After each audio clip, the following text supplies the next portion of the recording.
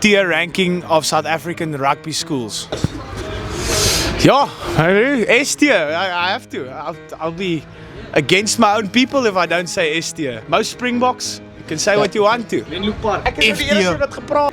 Sorry. Kyk jy rugby. My broer Menlo Park wen dan vir affies partykeer. Hoe kan jy sê F tier? Hy ken nie die Joburgers nie. Sorry Joburgers. Hier is Malan. O, yes sir. F, fuck, C. C of F. D. So D. Paul S tier, definitely. Michael House. Monas, kom man, jy slaapie. Wat is Michael House? kan Souties rugby speel. Michael House. Is hulle Engelse skool? Hulle is Engelse. C tier. High School Strand. So, let me pass the mic to this guy. S tier. Yes. Jy's aan eerste straat oor die S tier. S tier in when it comes to sevens. Cause why we Sevens? win, Paul. We win.